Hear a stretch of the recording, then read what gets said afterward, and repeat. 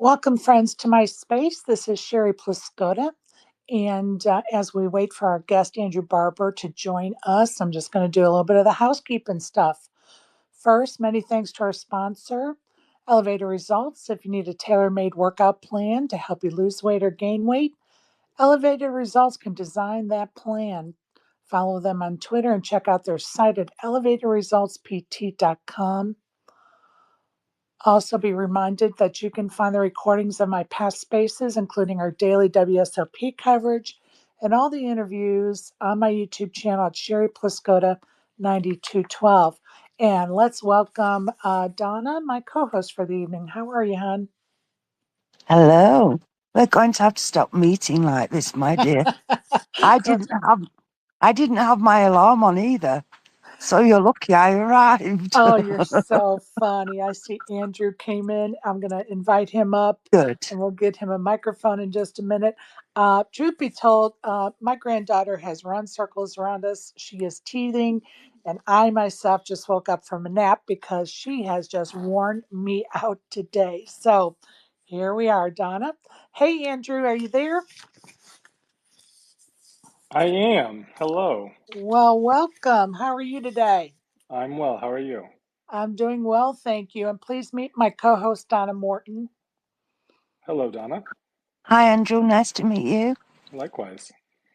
Well, like I always do, I like to give a proper introduction of my guests. So I see you down there waving Burrow. Thank you for joining us, and Barry and John and Anthony and those that are listening down to in Gitmo. Appreciate you as well. Our guest this evening reigns from Springfield, Illinois. He attended Cornell University, where he graduated as a civil slash mechanical engineer. And I believe he's earned his doctorate in economics from UC Santa Cruz. If I'm wrong, he's going to have to correct me. Andrew has just over 1.1 million in total live earnings recorded on the Hendon Mob, with a best life cash of over 517,000 for his first place finish and bracelet win at the 2015 WSOP in the 10K Horse Championship. His first Hendon Mob entry was in 2008, but there was three mob recorded entries that caught my eye, and that's when Andrew took um, first place in three different tournaments in a 2 week period of time. Quite a feat, I'd say. Not many have done that. It was a horse tournament, an Omaha 8 tournament. I'm sorry, Omaha 8 or better tournament, and a game tournament. So I thought that was pretty interesting. My guest has 38 WSOP caches, which includes one bracelet and 21 circuit caches on top of that. Welcome again, Andrew. I'm so glad you joined us, and hopefully, we'll get to know you a little better tonight. Thank you for the introduction. I have no notes. Everything you said was accurate.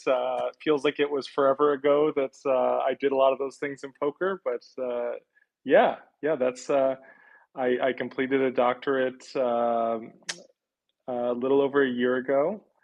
I guess Congrats. thank you. I guess the new update is that I moved from California to Pittsburgh just after the World Series this year. Oh, nice. And what drew you to Pittsburgh? Um, my wife grew up here, and her parents and brother and nephews and niece live here, and she works remotely. And at the time we were talking about moving, I did not have a job, so we were both kind of free to move. Nice. And I found the argument compelling that, as you get older, you only have a finite number of visits with family left before they're taken from you. And I just wanted to maximize the amount of time that my wife got to spend with her parents because they're very close. Awesome. I'm all about the family. So to me, all you had to say was one word, family, and I'm all 100% all in on that deal. Um, so that is awesome. Although you can keep the Pittsburgh weather. Oh gosh, it's gotten cold, and I'm not Oh. used to it. I'm not used to it at all. Yeah, I am originally from Chicago and I've been in Georgia over 30 years now. And I love the snow, but I just like to visit it. And I definitely don't like the cold weather, of course, as I've aged in life. But that's an amazing journey that you have put yourself on.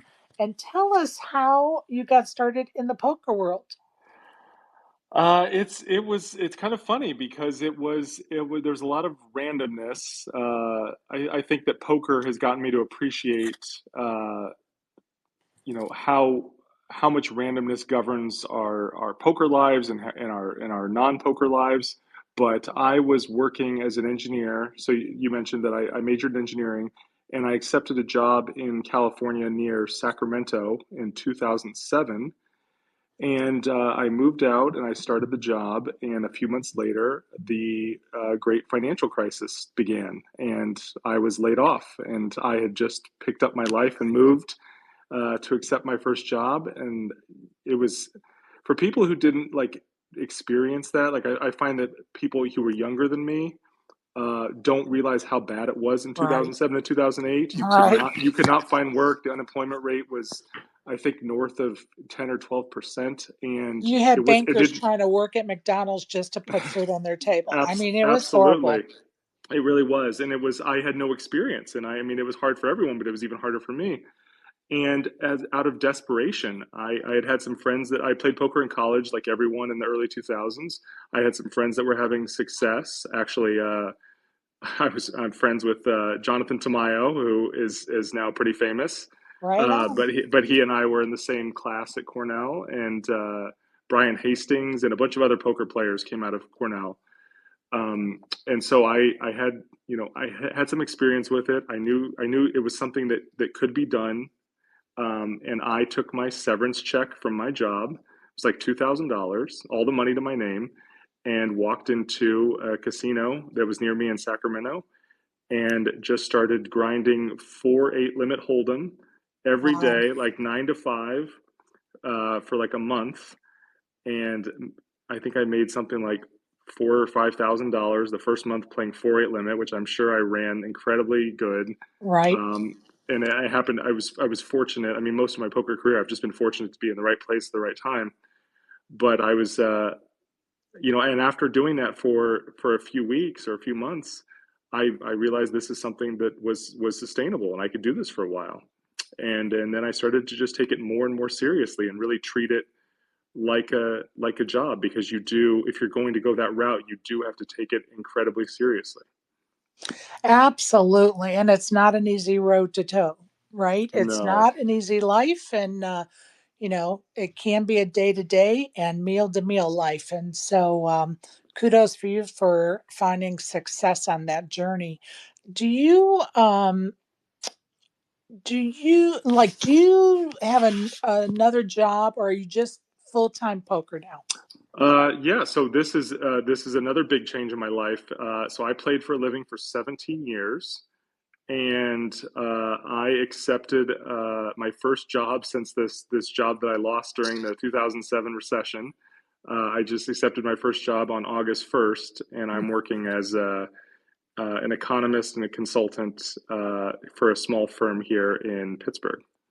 And I feel like just from what I've researched you, because we've never met, and I love interviewing people I've never met because it just kind of puts me on my toes. Like I got to Sure. really research you and really look into you, and so um, you seem the type of person. I'm a very curious person. Like if somebody brings something up I don't know about, I'm like asking questions and probably are annoying to a lot of people. And, people probably are put off sometimes because my questions are just, I'm just inquisitive. And sometimes I think it could be, mistaken for being pushy or too nosy sometimes. And it's just, I'm just curious. I just want to know. And so I feel like you have a very inquisitive, like you want to know about a lot. Am I I right in that reading? you're completely right. I mean, I was going to defend curiosity as you were saying it could be misinterpreted. I think it's one of the most important qualities to have. I wonder if it could be cultivated because I think that if you don't have it, you're going to be at such a disadvantage because going down rabbit holes and exploring things, I think is such a uh, it's a great way to be exposed to things you're not familiar with, and I think it can be inspiring and lead to connecting disparate ideas, and it could lead to new passions. And yeah, I'm just so lucky that I feel so lucky. I'm a curious person, and yeah, it's I mean I sometimes my wife will. Leave me alone for a day or two, and she'll ask me what I did, and I'll just say rabbit holes. I just went down so many rabbit holes. Yes. And 10 hours later, you're like, wait, why did I go on the internet this morning? Oh, I was supposed to look up a recipe or whatever. And yeah, I'm guilty as charged, and it gets to be comical sometimes. I I read that you enjoy reading the same one book. I know you're a reader, but there's one book in particular that you try to read prior to every World Series. What Yes. what is that book and why? I think it is the best book that's ever been written about poker. Elements of Poker by Tommy Angelo, who has a Twitter account and is a lovely person. I have not met him yet. I hope to. I wish I had when I was in California because he wasn't too far away in San Francisco. Um, yeah, I think that the reason I think this is such a great book is that it is unique in that it is a poker book that is very little about poker, and it is about all of the non-poker stuff that you have to understand and master to have success at the table as a professional or as a non-professional. I mean, I think poker is a study in developing so many skills, and I think we emphasize the importance of understanding math and probability and game theory, but I don't think that we emphasize nearly enough emotional control and psychology. And I mean, I'll tell you one thing that he talks about that I think is so profound, and I've never heard anyone else ever discuss it. Is Tommy talks about how every session you ever play, you're going to quit. You're going to end the session. So, given that you're going to quit thousands of times in your life, you should get really, really good at quitting. Oh, how profound. And I think everyone's been in the situation where, like, okay, I'm going to play to the big blind, and they intend to get up, and then they, lose the hand before or win the hand before the big blind. And they're like, all right, I'll just play one more orbit. And you tell yourself that lie over and over again. And just it's a never-ending pursuit to try to figure out how you can be a little bit more tilt avoidant, tilt resistant. How can you manage your emotions? How can you not let people get to you? How can you withstand the variance and the swings and uh, losses and bad beats, et cetera, et cetera? Right. And I think poker, if you sometimes I feel like I need to do public relations for poker because I think there's a stigma associated with it. I've certainly experienced stigma in my life at various times for being a poker player, and I really try to emphasize all of the positive things that can come from it. And on that list, near the top of the list, if not the very top, is being able to manage one's emotions. Because if you can control your emotions, uh, everything is going to be easier in life, and you're going to have a lot more success no matter what you do. So true. And since you brought that up, there's been a little heated discussion on Twitter this week about who is more emotional at the poker table. And some have actually said that women are so emotional they'll never be on an even playing field in the world of poker because of their emotions. Who do you think is more emotional at a poker table? I mean, the only people I've ever seen fight at a table were men, so I don't think that men are doing a better job at this. uh, Well, and how many, I posed the question the other morning when we had a discussion in a space about it. Um, how many women have, I just told everybody, think about your own experience in poker and being at tables throughout the years. How many women have you seen go on tilts at a poker table you've been at? I mean, honestly, I'm not saying either. I think we're all human and all are emotional, but you just can't say that one is more emotional than the other, because I just think everybody's emotional myself. Of course, and I actually think because there's a variety of reasons why I think women are deterred from playing poker, that the ones that actually go through all of that, pardon my language, but bullshit and arrive at the table, I think they're so battle hardened, or they've been so tested that they tend to be stronger players, more in control of their emotions, just because they've had to navigate stuff I've never had to think about. I mean, every woman who's ever played poker has been hit on during a session, and like that's not something I've ever had to deal with, and that's annoying. But I'm sure that uh, having to deal with that makes them stronger people. Well, and I'm going to tell you, I am a hardened, my shell has been hardened because of the way I've been treated at a poker table, for sure. When I come to the table, of course, I already have some of those walls up, right? And Hmm. it's because of past experiences. And I'm in Washington State right now visiting my kids. There's a local poker room I go to play here. And I'm in a hand and I raise pre-flop and it gets around to the button, and the guy says out loud, "Oh my God, this old hag just raised me. I wanted to see this hand." Like, I Oh my wanted God. to see the flop. And I just looked at him. I said, excuse you, we can have fun at this table, but you will not be a jerk to me, sir. So please don't ever speak about me in that manner again." And one of my friends, who's a dealer there, just happened to be playing the tournament that day. And he he started to applaud, which of course, how am I going to keep a straight face when somebody's Sure. applauding? But it is just like, and of course, the gentleman, about 3 to 5 minutes later, he said, "Sherry, I'm so sorry I said that to you. It wasn't funny, and I thought it would be." And you know what? Apology accepted. But it's Oh, stuff. kudos to him. Yeah, exactly, 100%. But it's stuff like that that has me and other women, and maybe some other men too, on guard. Like, you always have this guard up. You just can't sit and relax and play.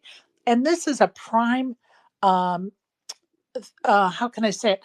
This is a reason why women only events is so important, because when I go to a ladies only event, I never have that guard up, because it's very rare that another female will treat me or say something like that to me. Now, that doesn't mean there aren't bitches in poker that have been rude to me at a poker table. Don't get it twisted. But you know what I'm saying. And Greg, I see that you're requesting, and we're just not going to take any um, speakers right now, but give it a few minutes and we'll have you right up, Greg. I promise. But anyway, I yeah, I just wanted to elaborate on that. That unfortunately we've come a long way, but we have some work to do, as they say. Now I'm just gonna. I want to start this part of the conversation, and I want you to know this is no shade whatsoever, but I think you will understand where I'm going with it and recognize the importance that I feel, and maybe you do too, in bringing this topic up. I just think it would be a benefit to the listeners and myself. But I'd like to discuss the fact that you yourself have spoken about bricking the first 15 WSOP attempts before cashing one. Can you talk about how those bricks are part of the process and why?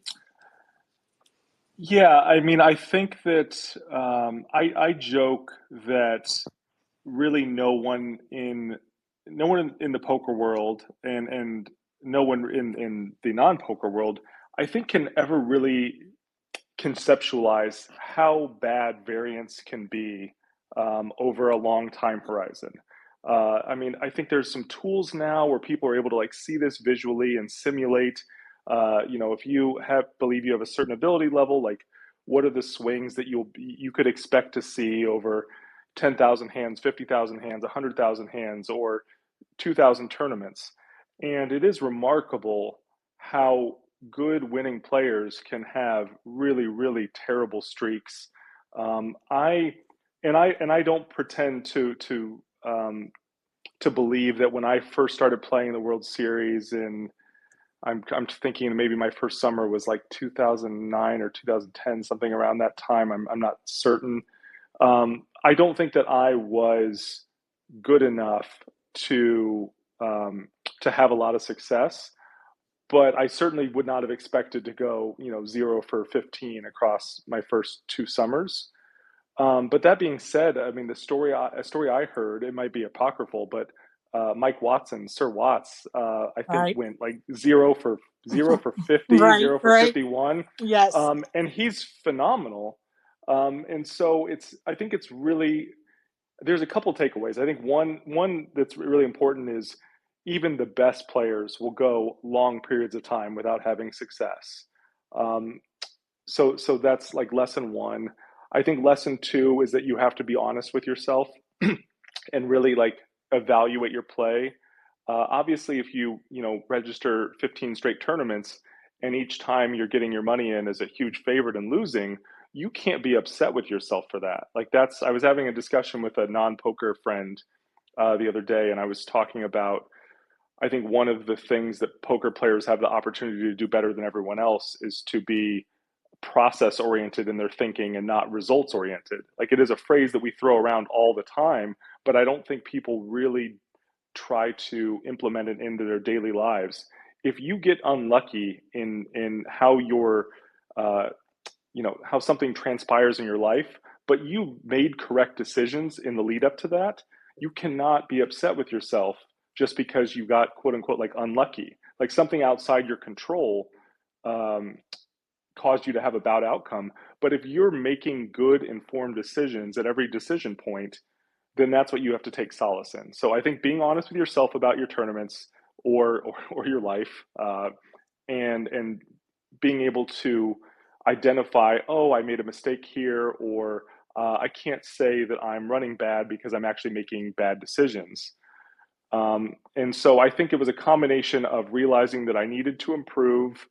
I remember at that point in time, like being incredibly, incredibly tight, which was very successful in California, but I think was not as successful in tournaments at that time.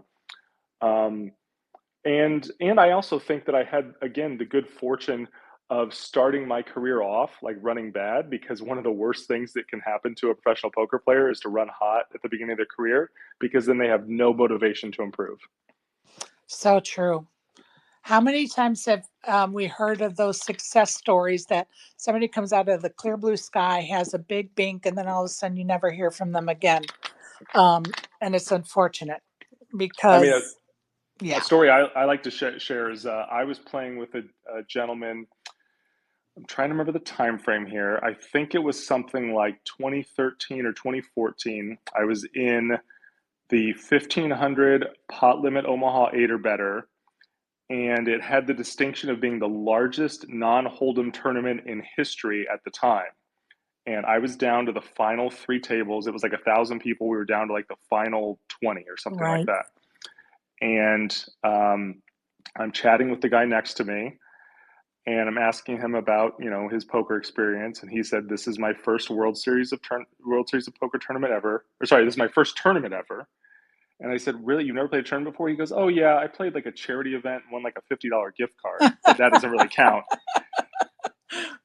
I get all in with him as a 70-30 favorite. I lose that hand, and he Oh, goes on and wins a bracelet in his very first poker tournament. And no offense to the gentleman, of course. but in the years afterwards, he proceeded to give all of that back over the next, I don't know, call it 5 or 6 years. Right. Because if you start your career off that way, why would you ever try to get better? Right. You feel like you have nowhere to go because you think you're already there. It's I so hard. It's a curse. It's a curse to have really good luck at the I beginning. I think you're right, and I think many in this space would agree with you. Now, You have a combination of both limit and no limit entries on your Hendon Mob. Do you have a favorite variation of poker? I would say, I mean, the way that I've answered this question for a long time is that I think I've probably played more hands of Omaha High-Low than any other human on the planet. That might have changed recently, but for many years that was definitely the case. I think I played something like 2.5 million hands of Omaha High-Low, which is very difficult to get that many hands That's in incredible. that format. Um, and the way that I kind of found my way into to Omaha High-Low and then into mix was actually kind of funny and relates a little bit to variance. So I came up as a sit and go player. This was kind of the format. It's really fallen out of favor, but it was back in the pre Black Friday days, and certainly in the very early days of poker, sit and goes were incredibly popular. People really liked the format, and they were fast as opposed to multi table tournaments, which could take a long time. And they were very math based, and you didn't really have to have good post flop fundamentals. In fact, I joke I didn't learn how to play a flop for until I'd been playing poker for a couple years.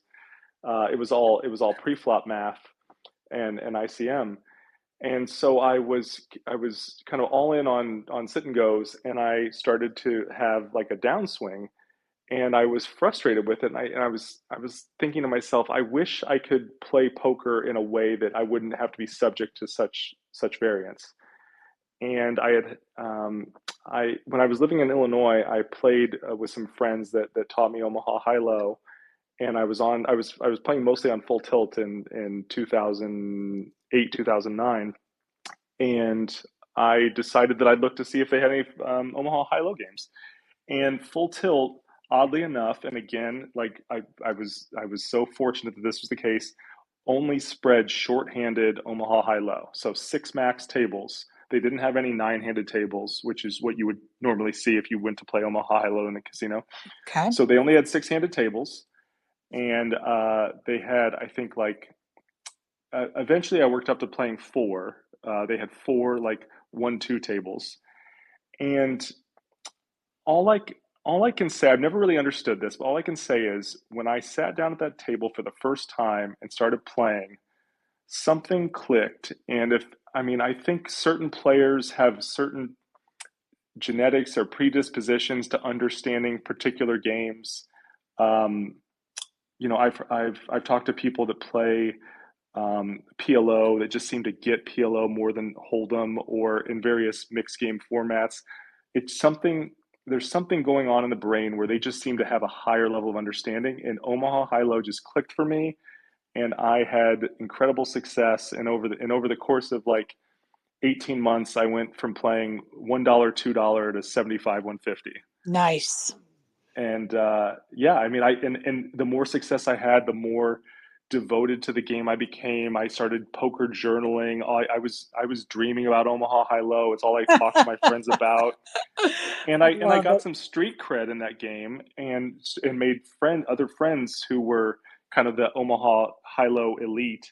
And to this day, I would count them as some of my best poker friends, because that's kind of, it's so important in poker to um, to kind of earn the respect of your peers, because then you have a group that you can talk hands with, and that's really, I think, the thing that separates the best players is they have a group, like a guild, that they can exchange information with, because it's so much more private now, um, Right. than it used to be. I mean, it used to be when I was coming up on 2+2, Tom Dwam would just dispense wisdom, and it's like, this is amazing. And then it became guarded as the game got tougher, and so it was really important to have a group that you could talk with, because otherwise you weren't going to be able to get any better. So yeah, that's how I discovered Omaha High Low, and then it's like a gateway drug. Like once you start Omaha High Low, then you find Stud High Low, then you find Horse, and then they start making up games at the table, and you play those too. I love it. I love it. Passion for poker. Nothing wrong with that. Um, Back in 2020, you kind of touched on this topic in a podcast, and I'm wondering if you still have the mindset that you think set mining is overrated. Did I say that? Oh my gosh, you're gonna have to jog my memory here. Well, I don't want to put words in your mouth, so I'm just gonna say, yeah, there was a and I'm gonna tell you, I didn't listen to the whole podcast because again, I wanted to stay fresh for this interview. But there were some comments about us set mining being overrated. So okay, we're gonna move on because obviously you probably still don't think that way. But you also talked about do you think there's any misunderstandings or just one misunderstanding about game theory? Oof. Oh man, that's a good question. Is there a misunderstanding about game theory?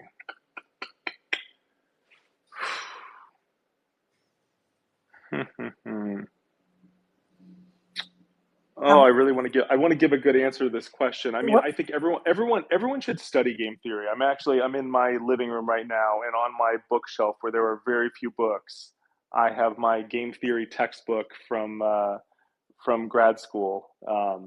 And it's my favorite class that I've ever taken. I encourage all my friends who are in school or near a college to take advantage of the ability to take that class or audit that class. I think it changes in the way that poker has the potential to change the way you see the world. I think game theory does too. I think that um, maybe the fact that game theory is ever present. It's in all aspects of our lives all of the time.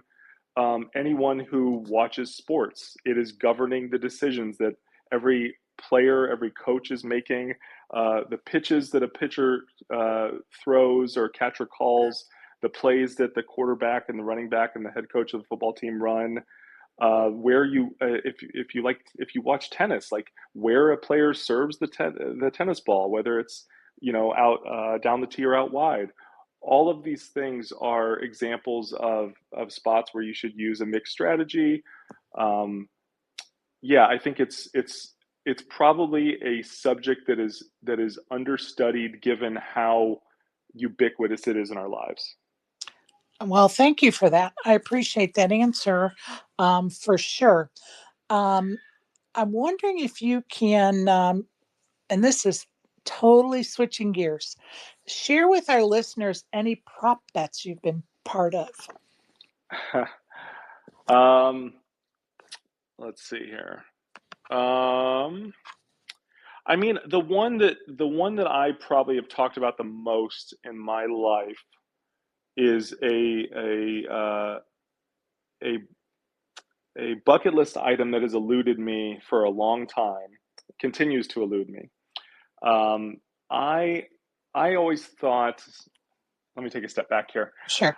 I'm kind of obsessed with the idea of having um, standards in one's life, and what I mean by standards is like a bar that you can clear in a bunch of different domains. This is a terrible start to this explanation, but we'll use fitness as an example. Like I kind of think that everyone should be able to, do a certain number of push-ups or a pull-up or run for a mile or things of this nature. Okay. They feel like a minimum ability level that we should be able to hit, and in certain books that you should read before you uh, not to get more, but before you die. Like there's certain books, there's certain experiences you should have, and I think there's certain um, uh, accomplishments that you should reach. And for me, I for some reason I became obsessed with like running a 6 minute mile. I think it was because when I was in school, it felt like so hard to do, and all of the athletes were able to do it, and I wasn't. And I don't know, maybe when my late 20s, I was at uh, the World Series circuit event at Tahoe, and this is such a vivid memory. I can picture the entire scene. I'm staying in a cabin for the series. It's in Tahoe, and like it's the beginning of snow season, and so we're in like this ski lodge cabin, Sounds and amazing. Tahoe's beautiful. But I can't. Absolutely. Tahoe's the prettiest place I've ever seen, and the It first is time I saw it, I beautiful. almost cried. So I'm in this cabin and I'm holding like a half gallon of ice cream, eating it with a spoon, and I am like obese at the time. And I'm thinking about this. I think we're talking about running or fitness or something. I'm with some guys who do CrossFit at the time, and I was like, "Hey, what kind of odds could I get on running a 6 minute mile?" And they're like laughing, like falling out of their chairs laughing. And they're like, "You can have whatever you want." I was like, "All right, like give me a price." And they're like, "All right, how about 12 to 1?" And this is like in late October, early November. 12 to 1 if you do it before the World Series in June.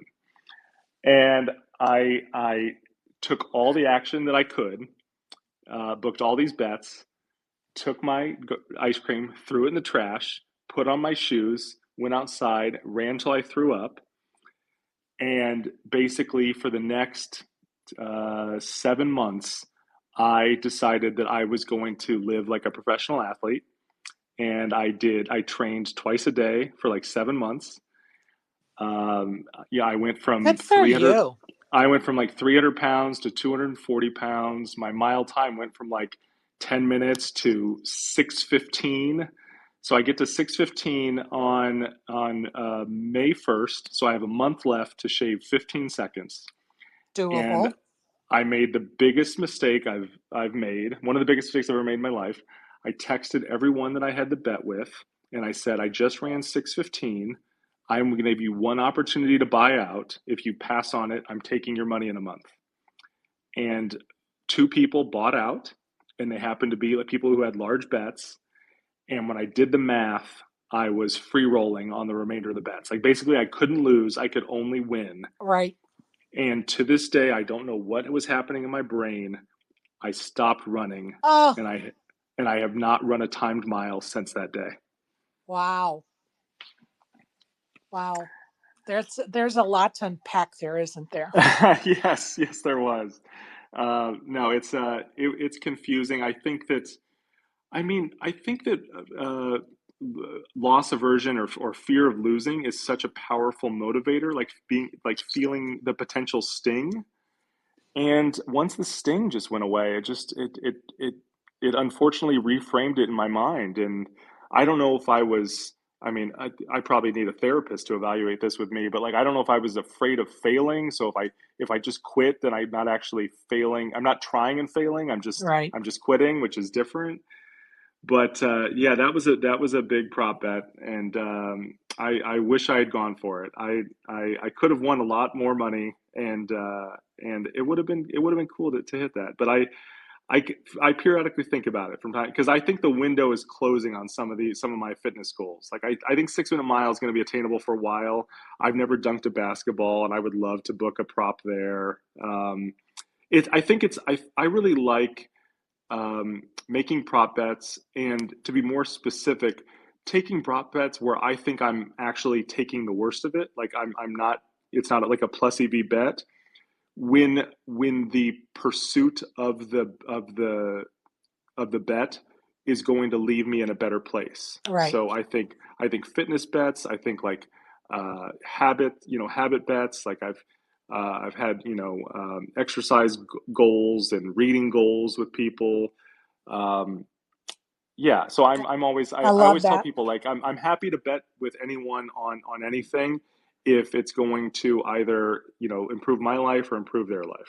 And I think those, for me, those are, um, I like those type of prop bets the best because somebody, last year there was somebody that was given the opportunity to stop drinking and getting help for their drinking, and a lot of times it is the fitness goals, like we saw Sean Deeb last year and this year, and so I kind of favor those kind of prop bets where it's self-improvement prop bets as well. I'm wondering, I'm going to switch gears again. um, you have a spot on the Substack called Marginally Better, and it's actually, I'm going to read out the whole name of it in case somebody wants to find it. And it's in your profile, marginallybetter.substack.com. Can you tell our listeners how that came about and what they can find there?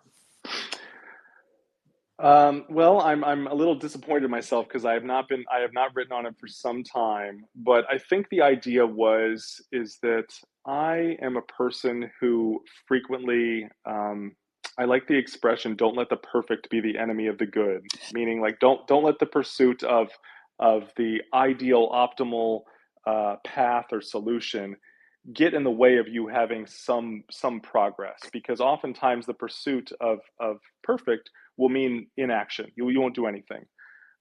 And I'm I going to think a lot tell of you that go I ahead. wrote that statement down because I think it is so profound in the poker world, and people need to hear that statement. Don't let the perfect be the enemy of the good. I think that weighs so heavy for poker players. Like, it's not about being perfect. So go ahead, continue. Yeah, so I think this has prevented me from doing a lot of things. I mean, I feel a lot of shame around I was obese much of my life, and um I've been on a weight loss journey for as long as I can remember. Um, and I would so frequently obsess about trying to perfect a gym routine when in fact I should have just gone to the gym. Any day I was thinking about designing a routine, I should have just gone to the gym, because I wasted so many hours and days and possibly weeks thinking about what would be the perfect plan instead of let's just start day one. Let's just Right, get in the door. right. Okay, so the idea behind this was that I have always wanted to have a blog. I think I've been hesitant because I don't know. I guess I worry about it being seen as like indulgent or self-important. But I really have, as I've gotten older, I've wanted a place to put down thoughts. Like I've wanted to have an outlet for that, and to possibly spur discussion or um, provoke thought in someone else or what have you, or maybe affect change in some marginal way. And so I decided that I wanted to start a blog, and I think that I was really trying to implement this idea of let's not have the perfect name for the blog, let's not have the perfect idea for a blog post. Let's just throw something out there. Let's just try something. Let's just try to be marginally better than I was yesterday. Love And so that. that was kind of the idea behind it. I feel a little guilty that I've gotten away from it, and I mean I have some brutal self-talk sometimes, and I think I was probably a day or two ago that I was reprimanding myself for not writing anything recently. I have a note in my phone, and it's like blog post ideas, and it might be over 100 items long now, and I need to start moving it into the from the idea category to the post category. Well, let me just And say this. I don't know if you're Catholic or not, but don't, forget about that, Catholic guilt cloud and guess what? Let yourself off the hook. It's okay. Like life gets in the way sometimes and we take detours and when you're meant to be back writing, you will be, Andrew. Just cut yourself some slack. Thank you, Sherry. Yeah, and I think that I appreciate even discussing it, because I think it's things like that provide me the little nudges to get back into it. And yeah, no, I mean, there's a good chance that this conversation will spur a post. Well, I love that. If we can be catalyst in that, I love it. All right, let's talk about when you won the horse tournament and your first WSOP bracelet. Who were you heads up with? Um, oh my gosh. Ah, That's okay. We'll get back to it. Trust me, I'm not very good with names, so I hold nobody else accountable to a standard. I can't keep myself because I'm terrible with names. So if you think of it, just let us know. But can you walk us through um, maybe some big hands of that tournament or the last hand of the tournament or anything that stands out in your progress to win that tournament. I just thought of his name, Vyacheslav Zukov, Slava Zukov. Very good '08 player. Was probably the best player at the final table, if I had to guess. Yeah, I think that's probably right. Um, Okay, so prior to this tournament, I had not had a lot of success. My deepest finish was the 1500 PLO8 tournament that I was referring to that happened either the year before or 2 years before. And I had actually no intention of playing the 10K horse. Like the morning of the tournament, I was out to breakfast with a friend, and we were talking about it. And I told him I was like kind of on the fence. I had had a pretty good summer up to that point. And also, I had just been accepted to grad school. So applications went out in the spring, winter or spring, and I had heard, in like the late spring, and had made Right. a decision. And I think that at the time, I thought that this was kind of like my last hurrah. That once someone starts grad school, they can't possibly play poker. I mean, Right. that would be ridiculous. And I think it was kind of like a YOLO moment. I was like, oh, I mean, because I didn't play a lot of 10Ks up to that point. I played a couple, and I had sold an absolute ton of action in them. I remember playing one 10K where I think I only had like, I don't know, 12% of myself or something ridiculous like that, just because I wanted the chance. Right. And on this morning, I was like, let's just go for it, because this might be like it might be my last big poker tournament ever. I mean, I really think that I was convinced that this could be my last big poker tournament ever. And so my buddy took a piece. I sold a couple other pieces. I mean, enough that it wasn't, it was certainly financially irresponsible. And this is another way that I've just been really fortunate in life, that the tournament that I had the largest piece of, in my career, was the one that I won. Uh, Amazing.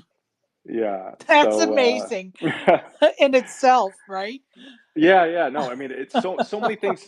I mean, Sherry, it's so ridiculous how many things broke my way. I mean, 2015 was the last year they paid only 10% of the field. The following year they made it 15%. So like that led to a massive reduction in first place prizes. Right.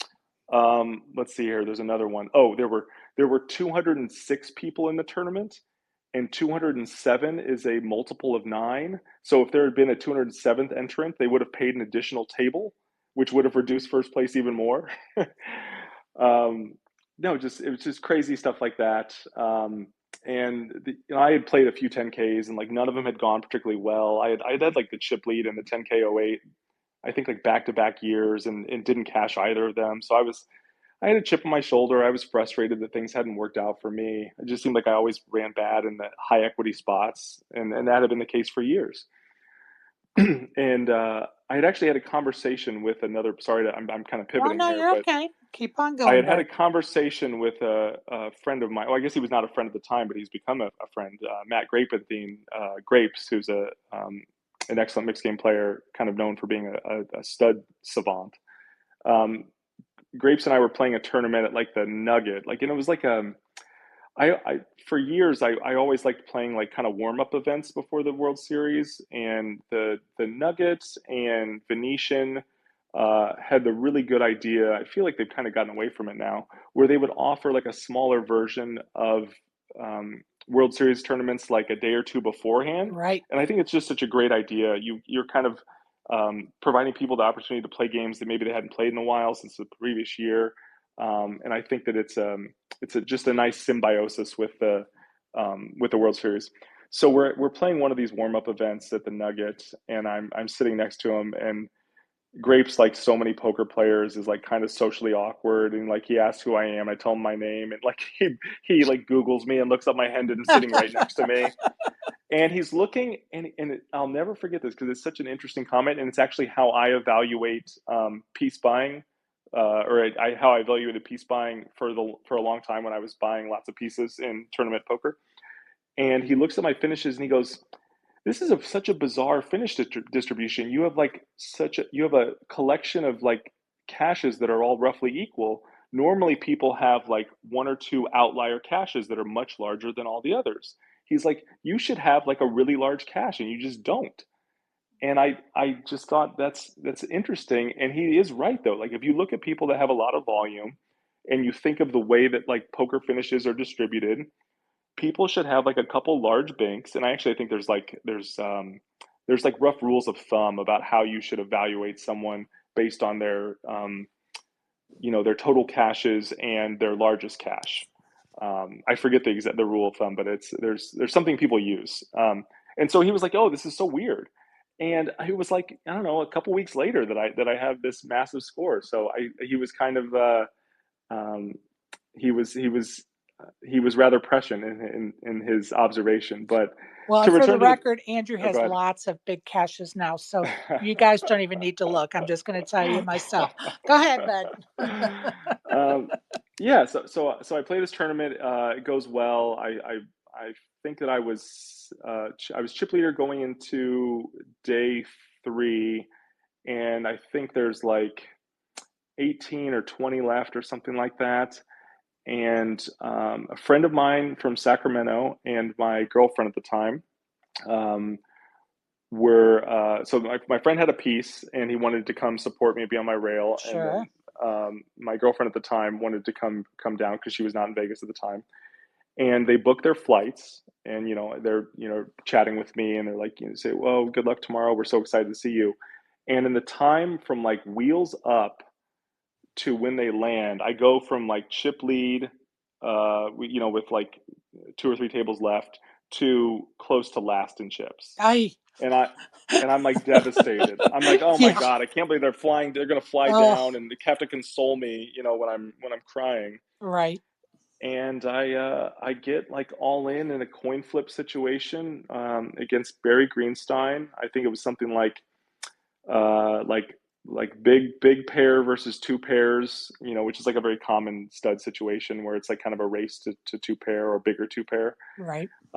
And I win that coin flip, and kind of the rest is history. I didn't really run bad after that. Good for Um, you. yeah, Cinderella story at best, right? I yeah, it really love was. that. I absolutely love that. I'm going to do one little housekeeping thing, and that's to remind everybody we're having the Spaces meetup game at the Bellagio December 12th at 2 p.m. Everybody's invited, including you, Andrew, if you're not in day two at the WPT or something. But I don't even think you're going to be in town. But anyway, be there or be square, people. And now I'm going to turn it over to Donna. Do you have any questions or comments, lovely? I do. Hi, Andrew. Nice to finally hear from you. Hello. It's, what's if you was to choose one person that you'd like to play heads up, who would it be and why? Um, hmm, hmm. I don't know if I have a good answer for this. I have to tell you that something that I am constantly seeking, and was always difficult in poker, is I appreciate good conversation. Like I kind of feel like I am living for good conversation. Like that fuels me. And when I'm fortunate enough to be at a poker table where there are people that I'm able to converse with, I think that's just going to be such a better day. I would say that unfortunately it's been like the small minority of days in my career where I've had like really enjoyable conversation. So I think I would start with like the set of people that I would really like to talk with. I I have conversed a little bit with Nate Silver, and I find him to be a very interesting person. I think we'd have a lot to talk about. So that might be a submission. I also don't get to talk to.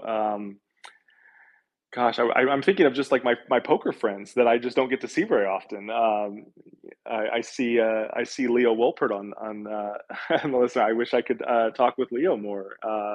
My friend Andrew Brokos. Andrew Brokos and I always have great conversations. So I think I would.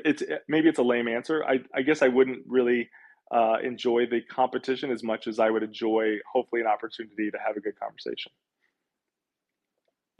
No, that's a good answer. Um, okay then. So, who do you? Everybody's got a poker person that they look up to in poker.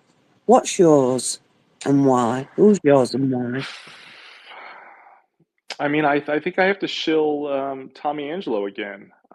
I mean, this guy is, I think, done the work and has uh, self-actualized and achieved a level of presence and emotional control that we should all aspire to.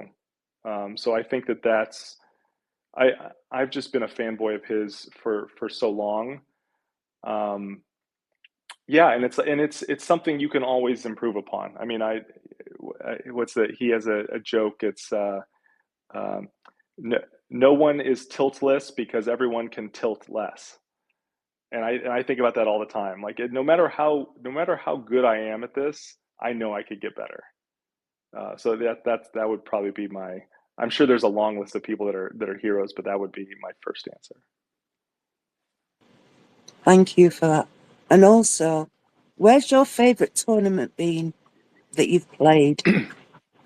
Um, Sherry alluded to like me having some success over like a few days in Reno, and I have to say that another way that I was very fortunate.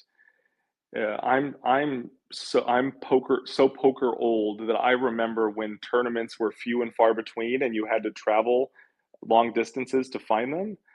And in California in the early 2000s, it was really like there were tournaments in LA, Vegas, and Reno, and that was it.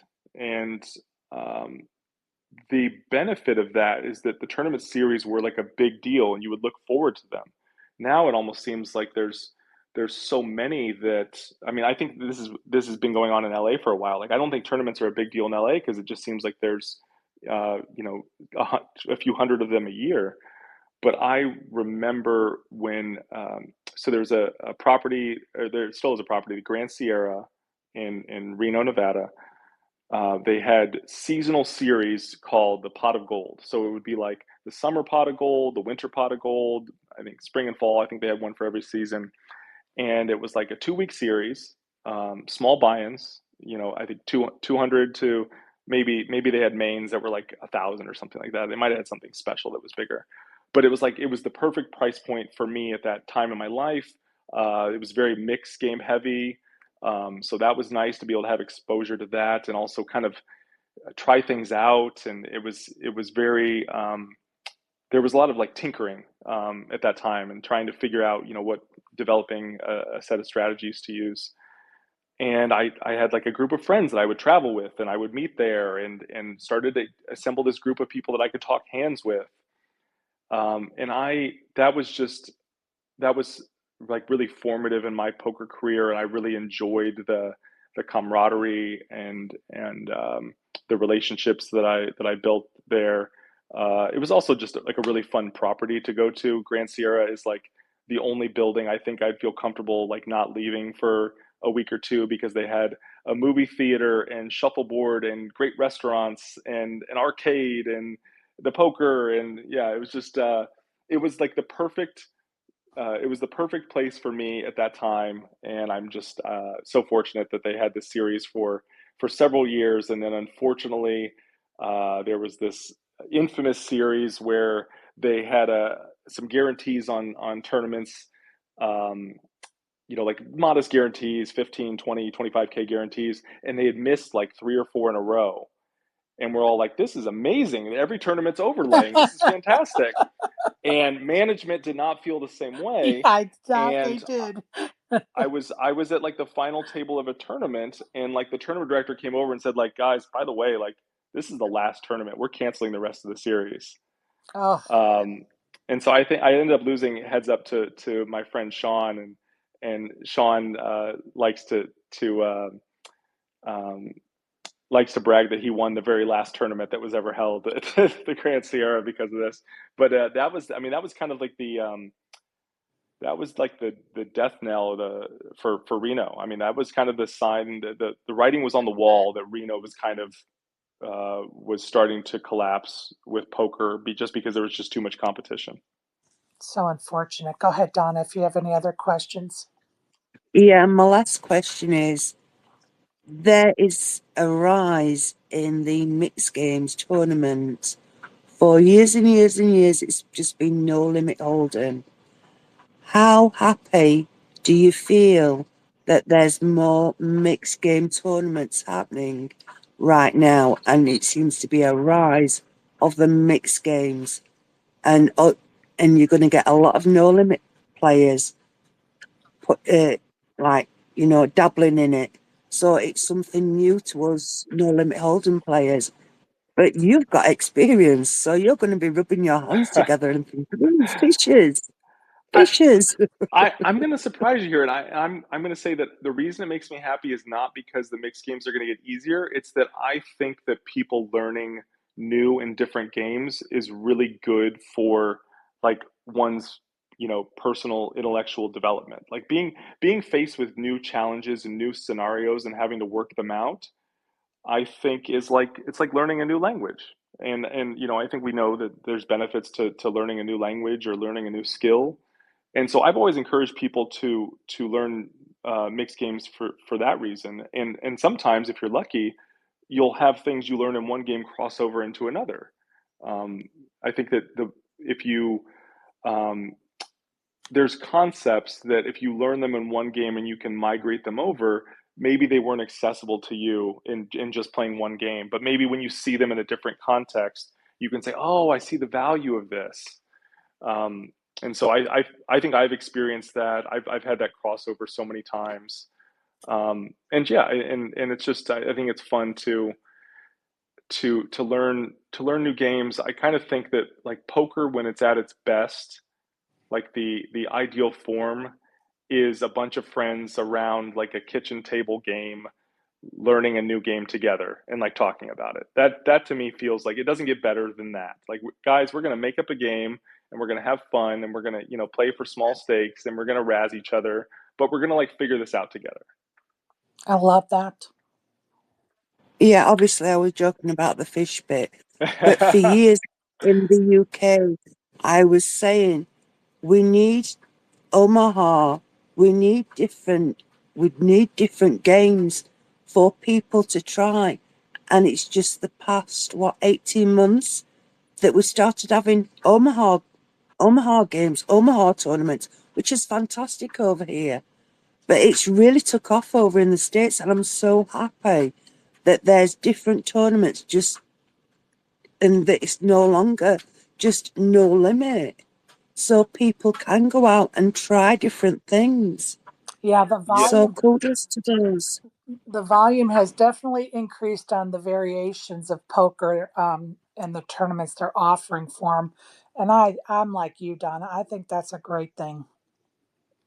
Yeah, Yeah, I've been fighting for it over here for a while, yeah, that's what and it I'm has. glad. That's how it has to happen. Is the players have to ask for it. I will tell you, as someone who's been clamoring it for a long time, I've had so many operators tell me you don't understand the financial constraints because the problem that mixed games have always had is that they're slower than Hold'em, and that unfortunately that is what I think prevents them from wanting um, to adopt those games. I mean, if you think about the incentives that a poker operator is facing, they're trying to maximize rake, and if they had their way, they would spread small stakes limit hold'em at every table because that's going to be the fastest. That's going to get them the most rake, and so players just have to demand these things. But I think historically players have been quite content to just play hold'em, and it sounds like players are getting a little bit louder. But yeah, I'm super happy to see it. But I understand why hold'em has been dominant for so long. Absolutely. And that's my game right now. And I've been promising Robert Turner, if you know him, for years now that I'm going Chip to, Burner Turner, of hell yeah. course. You can't be an Omaha high-low player and not know him. Well, you know what's so funny is I tell him all the time I hate his game, and it's so funny because he gets so mad at me. But I did promise him years ago I'm going to just go back and try to play it again and again. And what's so funny is I've actually won some small tournaments playing, and it's just not like it. It's just not my cup of tea, but I promised him I would try again. So anyway, that's a horse of another color for another day. Do you offer coaching services? And if so, what do you offer? I do. I don't like to advertise it, but yes, via word of mouth, I've people end up on my doorstep from time to time. Um, I it started as Omaha high-low coaching. It migrated to mixed game coaching. I've done some Hold'em coaching. Um, yeah, it's something I like to do. I've done so much teaching in my life. Um, I've taught tennis, I've taught sailing, I've taught at the college level when I was in grad school. I really enjoy teaching, and I would probably prefer uh, to teach poker than to play poker if I if I had to choose between the two. Um, and the money was the same. So yeah, I do coach. I do enjoy it, and but I really only offer it to people who reach out to me. Oh, I love it. Love it, love it. Now, I'm just going to pivot here for a minute. I promise, Greg Lark, we're going to get you up here. If anybody else has any questions or comments for Andrew, please request that mic in the bottom left corner. Now, my listeners would not forgive me if I didn't ask you which power rack you decided to purchase. Oh man, I'm so excited about this. I've been a huge nit for like my entire life. I mean, when I was getting started in poker, uh, I went busto. I mean, I had my electricity cut off. It was really that bad, and I was living in a nice apartment that I had gotten because I had my big new engineering job that I had moved out to California for, and I realized, as every poker player who's getting started should. Um, I have to lower my expenses as much as I possibly can. And for I think about a year, I was living on like less than $1,000 a month because it was just about building a bankroll. And I Sure. think that is like the number one priority for someone who's trying to make it as a professional. Um, you have to get your expenses down because every dollar that you can reduce your expenses is an additional dollar in your bankroll. So I've kind of been thrifty, frugal, for as long as I can remember. And only recently have I tried to ratchet that back. And so my wife and I bought a house in Pittsburgh. That was kind of one of the things that was on our mind when we were moving, was that we wanted to buy a house, and it was unattainable in California. And so we buy this house, and I am a big fan of sauna. Um, I won't bore people with the details, but like I think sauna is this extremely low hanging fruit. Like if you basically just sit in a hot room and you get all these benefits, and it's Right. kind of like an exercise mimetic. If you're like really lazy, you can just sit there and sweat, and you're going to get like a lot of the benefits of exercise. It's not a full replacement, but it's a partial replacement. So I love sauna. And when I was in California, I lived like a block away from a sauna. And we moved here, I was really missing it. And I was like, there's no reason why I can't just buy myself a sauna. And then I saw the price tag, and I was like, oh my God, saunas are expensive. And those are for like the crappy ones. Like a Right. really nice one, you have to come out of pocket a lot. And I was like, well, what is my happiness worth? What is it worth for me to do something that I enjoy, that has these health benefits, and just do it day after day after day for years and years. And I took the plunge, and this was like a month ago, and I've been enjoying it. And I'm like, how many other things that would make me really happy could could I have if I was just willing to part with some money? And I realized that I am much more likely to work out if I just had gym equipment in my garage. And so I started looking into it. I was like, all right, this is silly. I'm not going to let a small amount of money in the long run deter me from having things that I think are going to be life improving, health improving, Just adding things that make you happiness. happy. Exactly.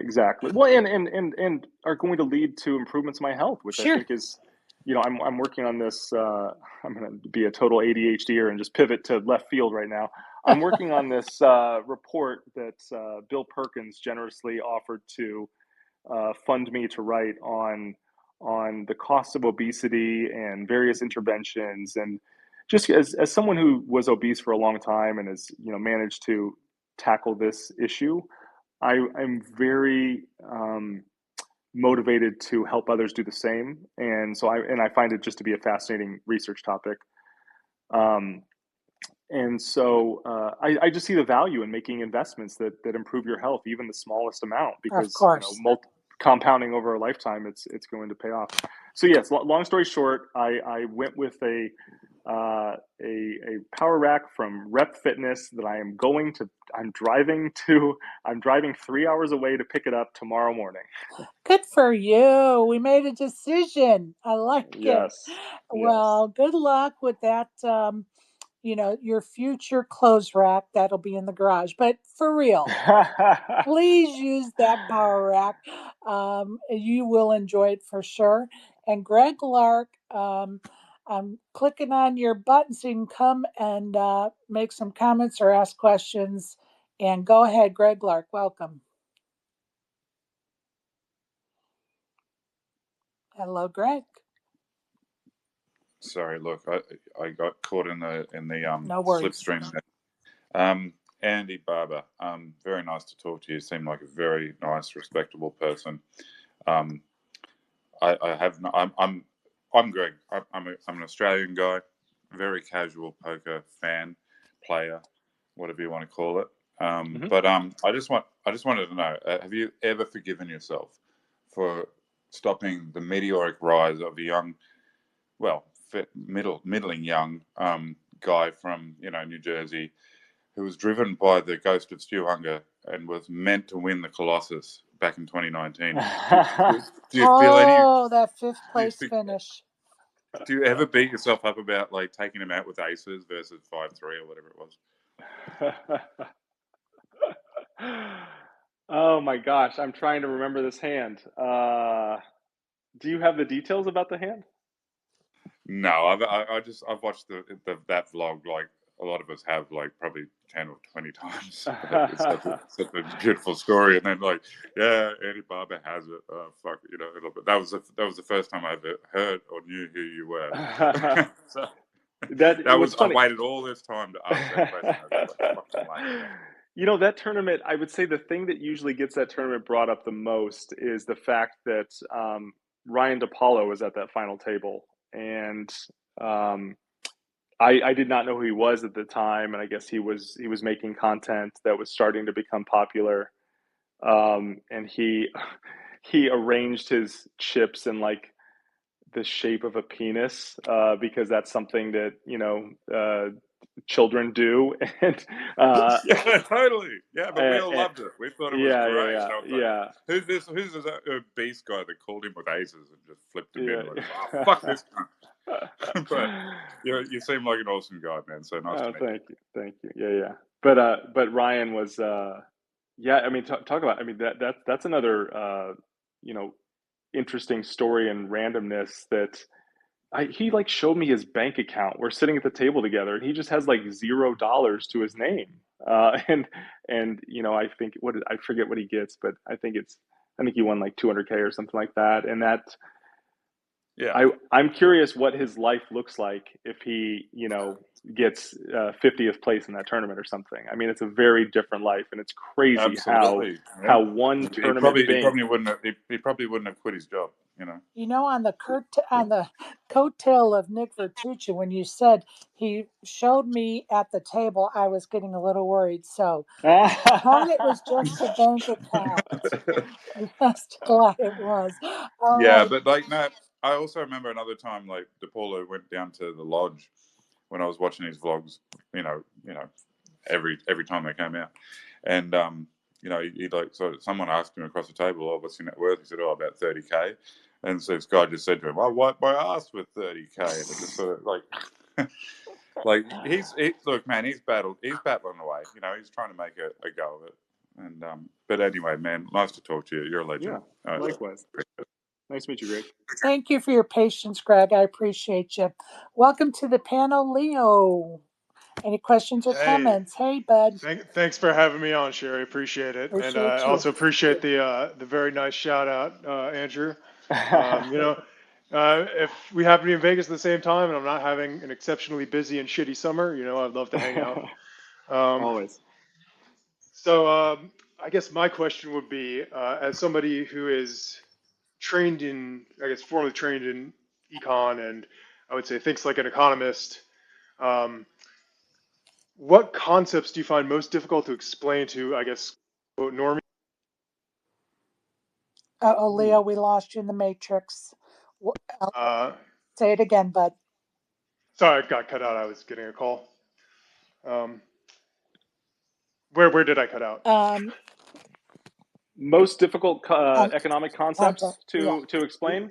Oh yeah, to explain to just like people who aren't formally trained, or they kind of get you in trouble kind of personally when you try to explain it. I know, for an example, from my personal life, when I learned about the concept of revealed preferences versus stated preferences, and then tried to explain that to people, they kind of took it as me just kind of calling them out on their bullshit, and it went poorly. So yeah, that's what kind of gets you in trouble. How does thinking like an economist kind of stir up issues with people who aren't, really familiar with these concepts? I mean, there's a reason it's called the dismal science. I think it is like it's unpleasant. I think it reveals some harsh truths. I like I feel like there's some really good sound bites that capture economic thinking, and one of them is there's not good or bad. There's only trade-offs, and I think that is something I think about in and when I think about economics. I think thinking in like marginal terms is something that like my students always struggled with. Like you should be thinking not about averages. You should be thinking about marginal effects.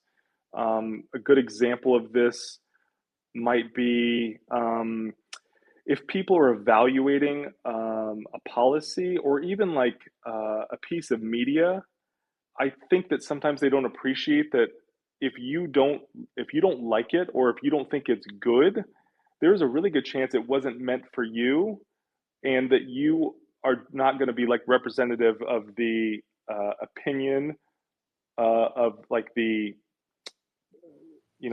intended audience, or like if it's a policy, like if you don't think the policy is particularly beneficial, there's a chance that you're not the person that the policy was designed for. So I think that's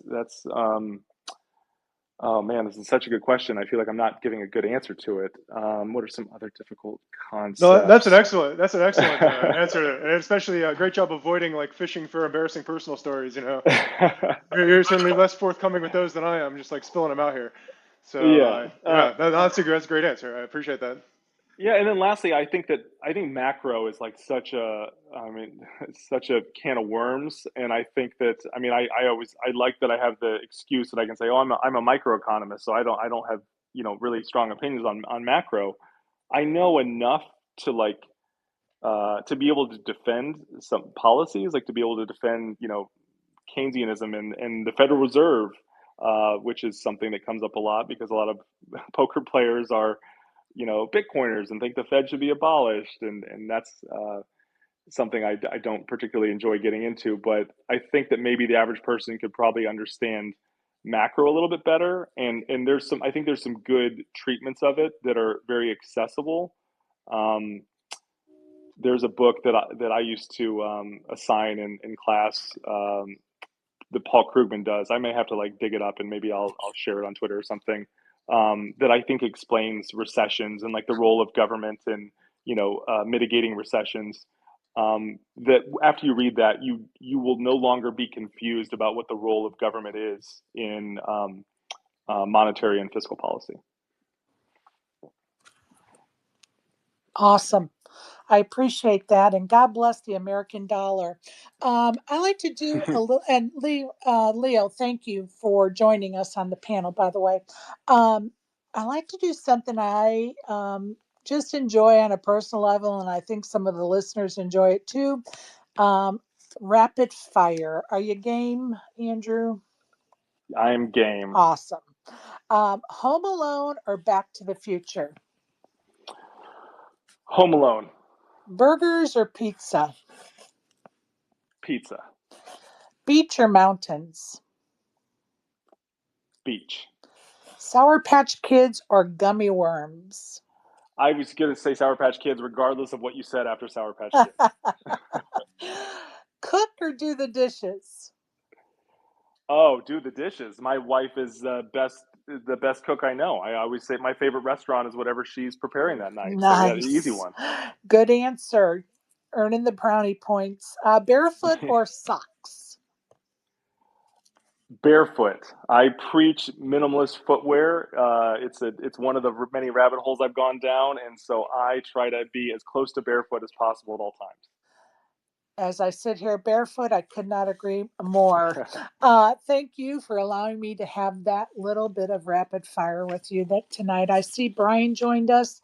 Glad to see you, Brian. And Barry's here, and John. A little shout out to my friends Hex and um, Bathwater for buy-ins. I'm glad you showed up tonight, and ACP and Anthony. And even if I don't mention your name, no, I appreciate you joining us this evening. And if you're going to listen on the replay, I appreciate you as well. I'm going to go around the horn and give everybody a last chance to ask a question or comment. And I see Barry's coming up, so I'm going to let him start, and then we'll go around the horn and then let Andrew off the hook. So welcome to the panel, Barry.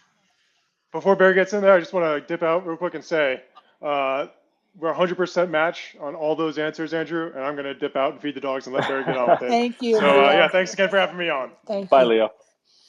Go ahead, Barry Levy. Meet Andrew if you don't know him already. How's it going, Andrew? Yeah, we probably played dozens and dozens of tournaments together over the years. I see all the overlap in all the mixed game events at the World Series.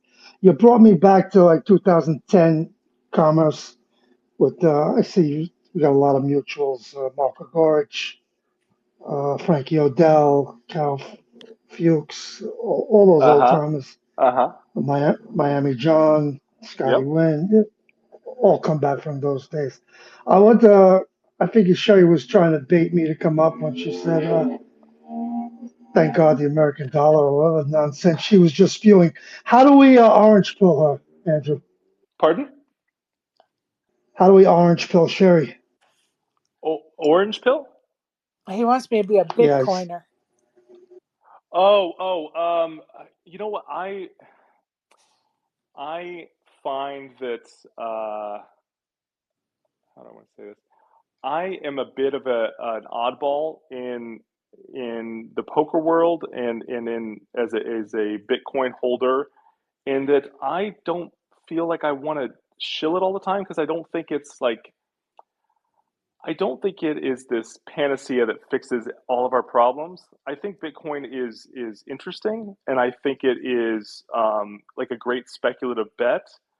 But I also don't. I'm not drinking the Kool-Aid thinking that there aren't problems with it.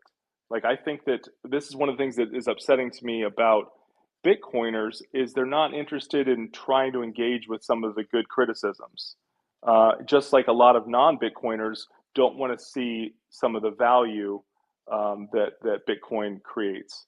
So I feel like people are like never like they don't approach the topic in good faith on either side. And so like I would love to engage with more people who are like, oh yeah, like I have a bag, but I also like I think Bitcoin has problems X, Y, and Z, or I don't have Bitcoin, but I totally see the appeal of it, and I don't hear a lot of that. So how do we get Sherry to subscribe to some Bitcoin indoctrination?